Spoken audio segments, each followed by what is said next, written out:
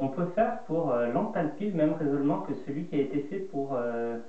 l'énergie interne. Donc si on considère encore une fois un système fluide, mais cette fois-ci subissant une transformation en système ouvert en régime permanent, on peut écrire on peut décrire la transformation entre l'entrée du système ouvert et la sortie du système ouvert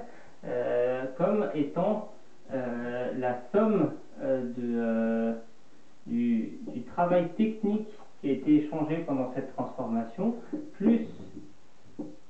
la chaleur qui a été échangée pendant cette transformation est égale, cette fois-ci, à la variation de l'enthalpie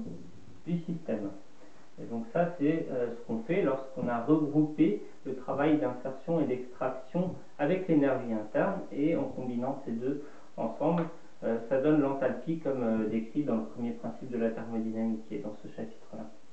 Donc on peut faire encore une fois le même raisonnement de se dire que l'enthalpie est une fonction d'état et qu'elle ne dépend pas de la transformation considérée, et que du coup, si on prend particulièrement une transformation réversible qui permet d'avoir cette transformation d'état, ça fonctionne. La transformation réversible s'écrira comme la somme du travail technique réversible qui sera échangé, plus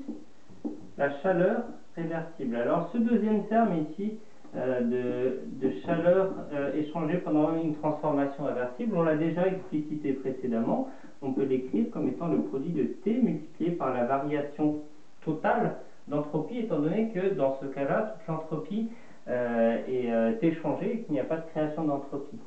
Pour le travail technique réversible échangé, on l'a aussi déjà vu dans un chapitre précédent, lors d'une transformation réversible, celui-ci peut être écrit comme plus, donc je mets bien ce plus en avant, contrairement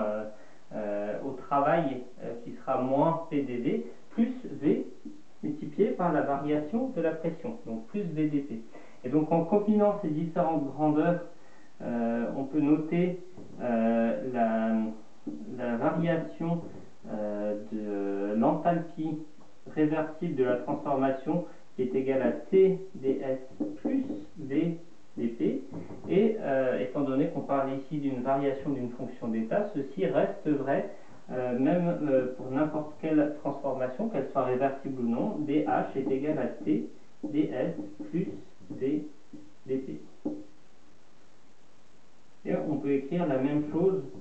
avec des grandeurs spécifiques, donc ici avec l'enthalpie spécifique, l'entropie spécifique et le volume spécifique, c'est-à-dire en divisant chacun des termes par la masse. Ou dans un système ouvert, en fait, on aurait plutôt eu les débits massiques devant, et du coup on aurait divisé par le débit massique si on veut être plus réaliste par rapport à la façon dont on aurait utilisé ces variables.